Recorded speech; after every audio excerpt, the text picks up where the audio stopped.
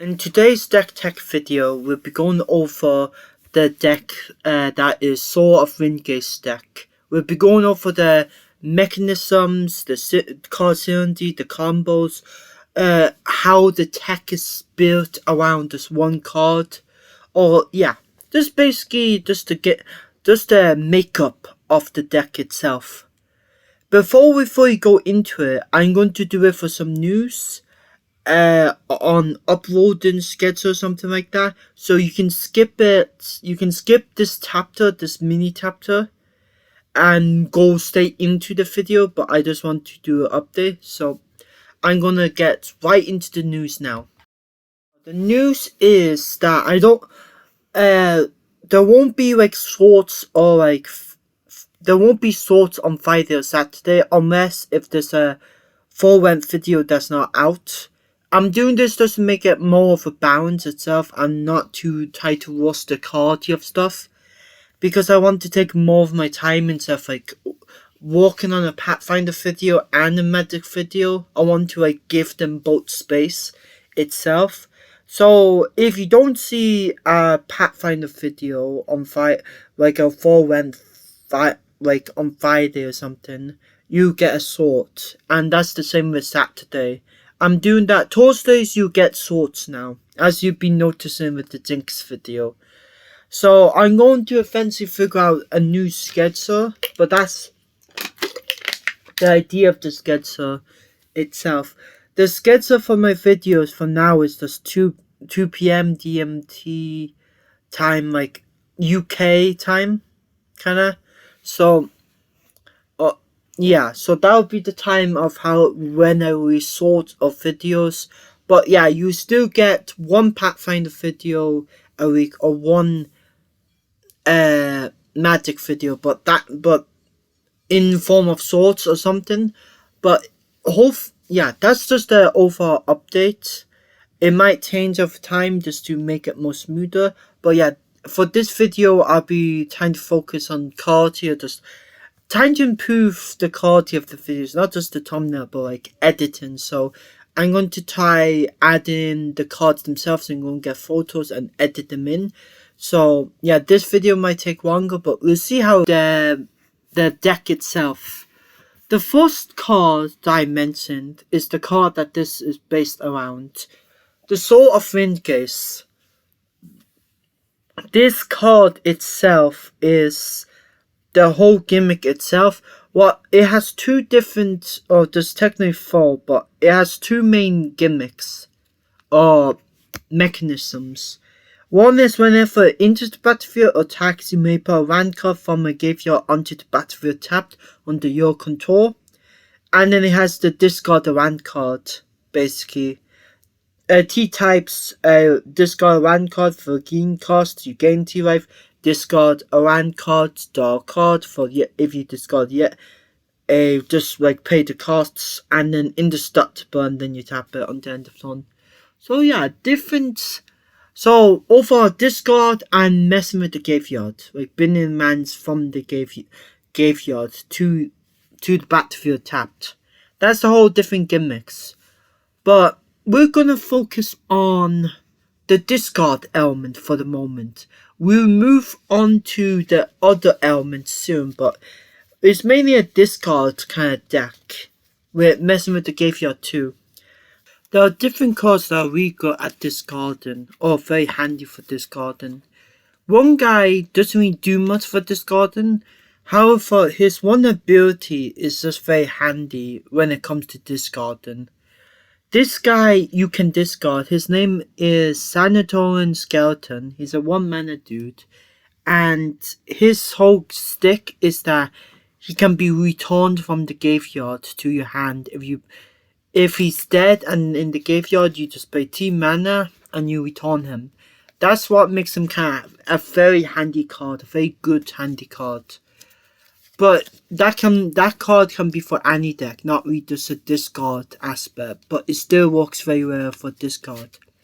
However, there are some cards that are more discardy.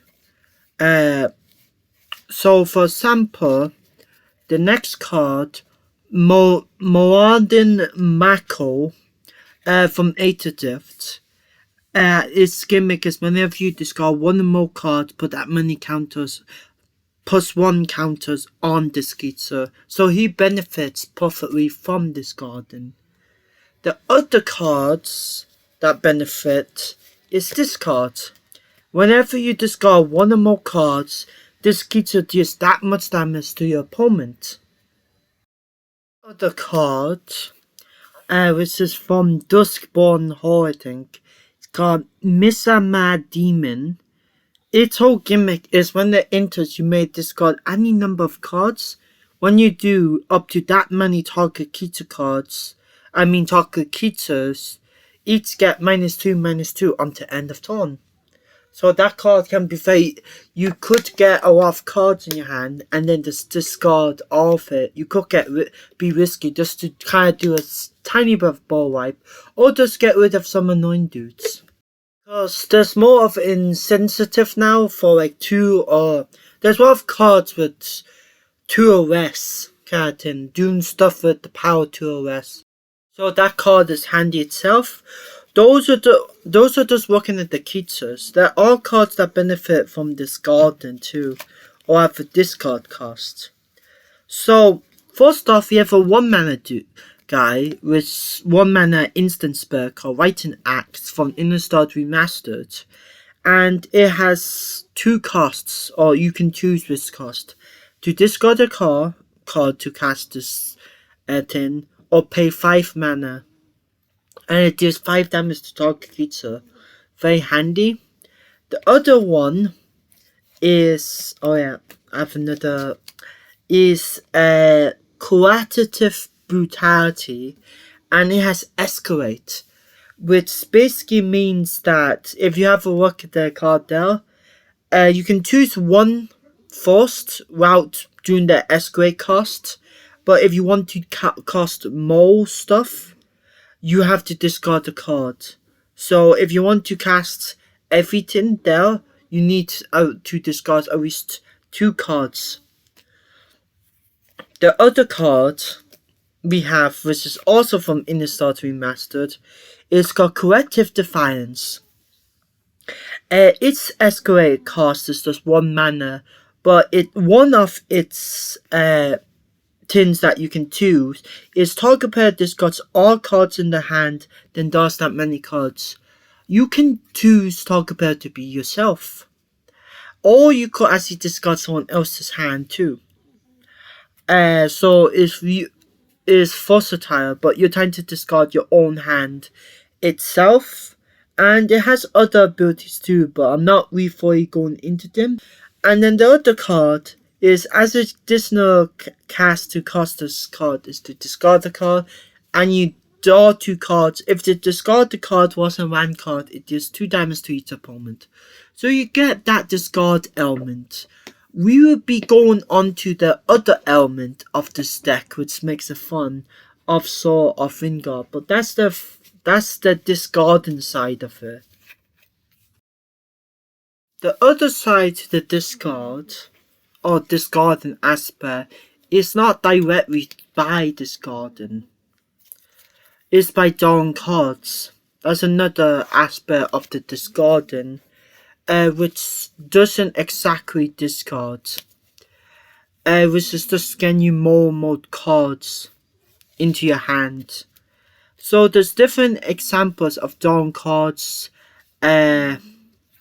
There's another multi-card card I have, which is from Duskborn Hall, which is a Winter Mesanthropic guide.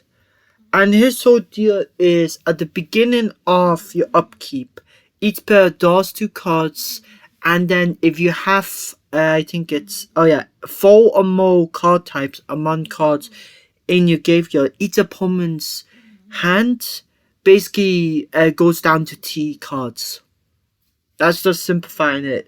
Like, it says what, but it's basically your opponent only can have T cards in the hand. It's a very nice card that gets you extra cards, so you could gather up more, and then at the end of your end step you have to discard cards You see how the drawing card can come in?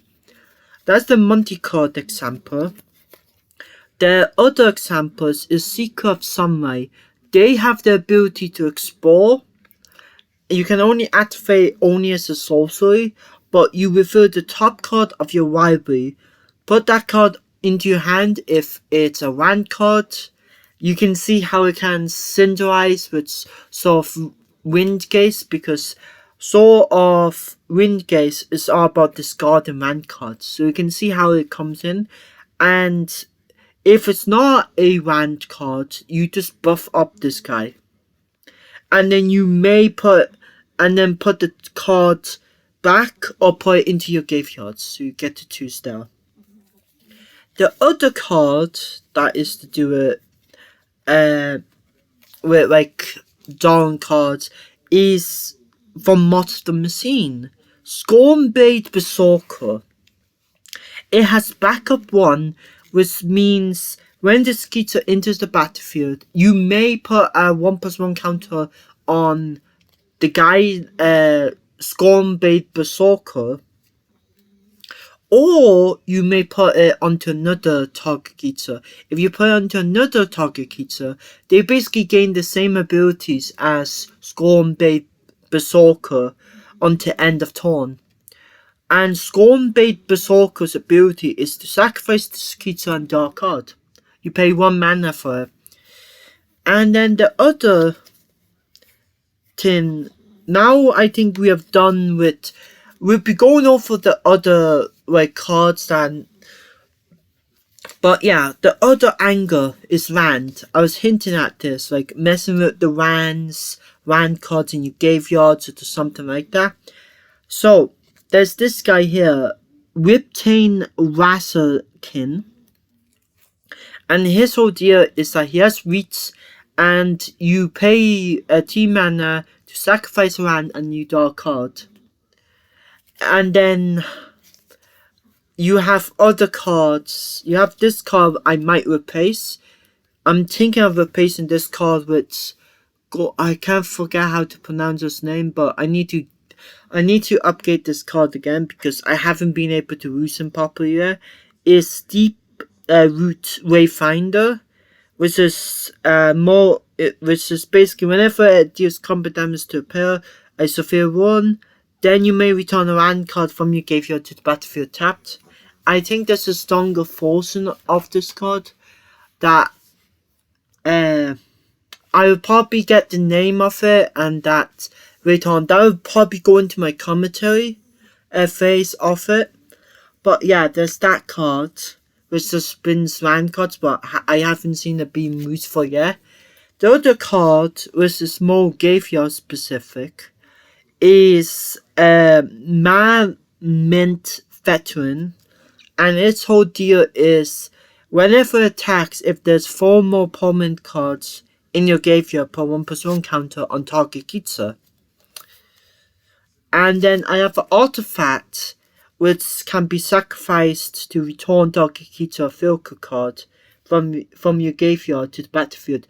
Now we will look at the other spells in this deck itself. So we have this is from Inner Star Remastered. I really like this card, like the skeleton guy. A card from the cellar. You basically return target creature from your graveyard to your hand, and you can put a 1+1 counter on up to 1 target zombie you control, and it's fastback, so you can cast in the graveyard. Very versatile itself. Now let's look at the other spells I have in this. We have this one which I forgot about, but it's called Waking Calls, and it's from a Dumpstart set. And its whole deal is target creature gains double strike until end of turn, and it's Cyclone, which is discard, draw card. Some of my cards that I sold earlier have Cyclone as their ability. The other cards I have is more protecting cards, but also destruction. This one is from Drift. It's called Maximum Overdrive. It's an instant, but it's put a 1+1 counter on target creature against Debtors and indestructible until end of turn. Very handy card. I like those cards. And the game one is also really good. It's 1 mana, and its first ability is the best one, which is target opponent you control against hexproof and indestructible on the end of turn. The second one is okay. I don't really care about it for this kind of deck, but it's create a 1/1 chorus pirates keeps a token with this token status mounts and crews vehicles as though its power was 2 or greater. The other cards we have that's the Stutson is the story target artifact enchantment or key to refine.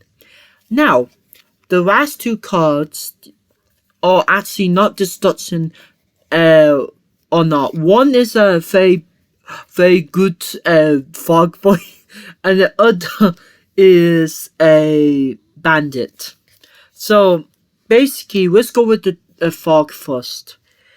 Poison Dart Fog is from, I don't know what set it is from actually, and it has reeds, and it's basically a mana form in a way. It can add 1 mana of any color, and then you spend 2 to give it Death Touch on the end of turn. The other guy is from the Thunder Wars of John Dodson, I think, and his thing is add 1 mana of any color. They're both kind of the same. However, his ability is whenever you commit a crime, untap this guy. This ability triggers only once each turn.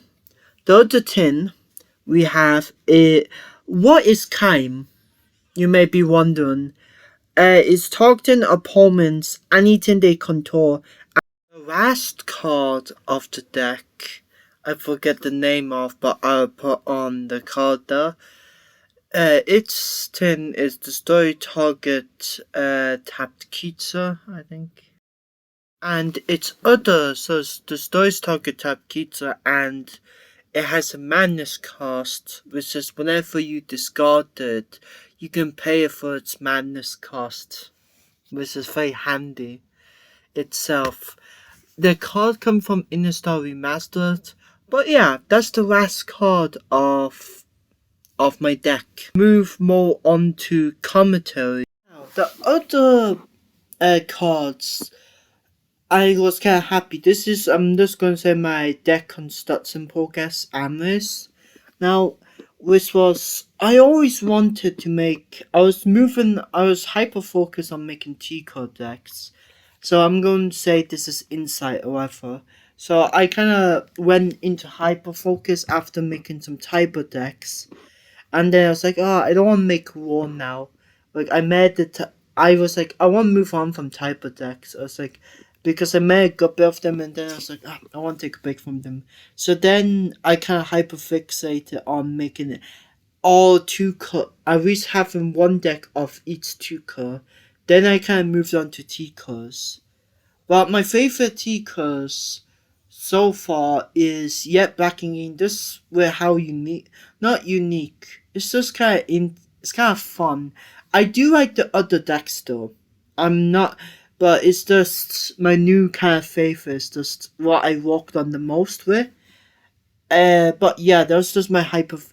I wanted to make Soul of Windcase. I wanted to find cards that worked because I had discard cards, but they were used in other decks already. So I had another deck. I had Black and Yet deck, which was all about discarding. But yeah, all those cards. So I had to wait for Aether Drift. Aether Drift was the one set I was working for, just to help me with the Yet Backing Game deck. But yeah, it's very nice overall. I like the deck. There is one improvement I would make. Like, I'm going to discuss the cards, what I thought of them and that. But yeah, I think the cards I was looking forward to, and I'm not disappointed with, is the 2 pirates. I forget their names, but I might do some editing and put them in. Which is the guy that gets buffer each time you discard a card, and the pirate that deals damage depending on how many cards you discard. Yeah, it was kind of fun just to, but those two cards I was looking forward to, and then I just in the story remastered. I also was looking forward to that set of adding in. The one guy I was looking forward to the most was the common skeleton guy. I really wanted to get multiple of him. He was such a good card. I was like, he was my favorite out of the Inner Star Remaster. There's a lot of good cards in Inner Star Remaster, but that particular guy, I was like, I need him. I need that common card. So I was like, yes. Just for the set itself, just because you can bring him back from the graveyard. So yeah, I kind of liked that guy itself. But yeah, that's just the overall. I'll move on to the other cards now. But though, let's see what other cards first. I wanted to have some, not protection. What else? Time to think of. I'll move on to other cards now. But those two were kind of my go-tos. I was looking for to build around kind of thing. Just things that discard in general. That's my idea, anyways. But I didn't want to rip apart other decks just to get the discard, if you get what I mean. I'm going to discuss the cards themselves.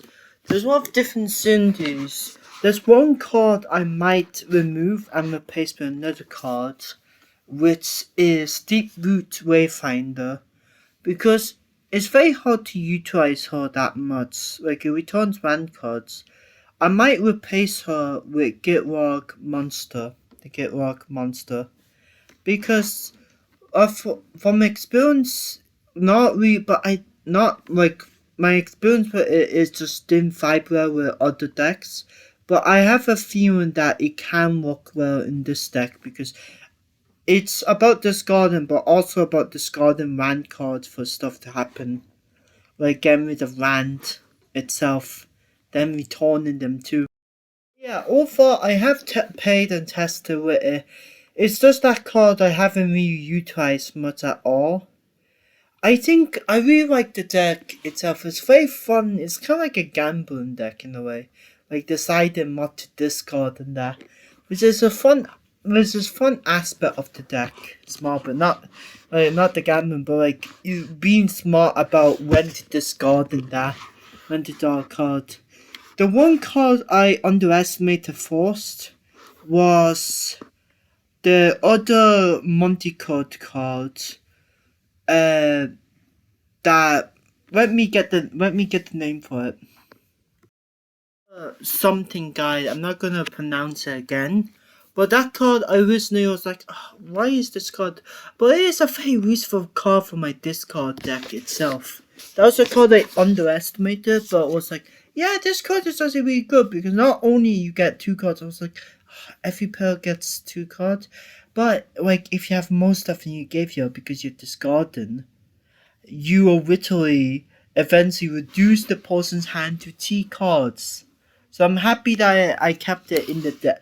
I kept it and experimented with it because I really like it. That's the card I underestimated but was happy with. Now, the one thing I think before I go over is the overall mana curve. So I hope you guys like this format. So this is the overall mana curve. Let's zoom in, but I'll zoom out first. You can see the different colored lines that represents the different mana values, and then this also makes it more simple too. But the dark green line here, the first line, is 14. So there's 14 1-drops. And not creature specific, but anything that is one mana value of 1. There's nothing less than 1 here. Then you have mana value of 2. You have here, which is 8. The mana value of 1 is 14 altogether. That doesn't mean single copies and that. The mana value of 3 altogether is 6. And the mana value of 4 altogether is 5. And then it's just altogether of 5 and 6 is just 1. We can have a closer look now at the mana value. That's 2. To see how many copies of each card there are. So starting off, you can pause if you want, but you can see the one copy, and then you have 2 copies here of Seeker of Sunlight, 3 copies of the Skeleton, 2 copies of the... No, I do not want to mess around. 2 copies of the Hexproof spell, the Indestructible, 2 copies of Mako, 2 copies of Vitanax, 2 copies of Call from the Cellar, and then there's 1 copies of these cards here. You can pause if you want to have a look at them, but I already broke down the cards early on, but it's just 1 cards. I remember to fix my mistake that I made earlier, which I forgot 1 card earlier when I was making, but I fixed that anyways. Now, you have 3 copies of the Elemental Pirate, which I can't really zoom in, but you have 3 copies of him anyways. Let me zoom out a small bit, a bit too much, of Magnican Artificer, then it goes down to 2 and then back to 1. Then these are 2, 1, and then 2.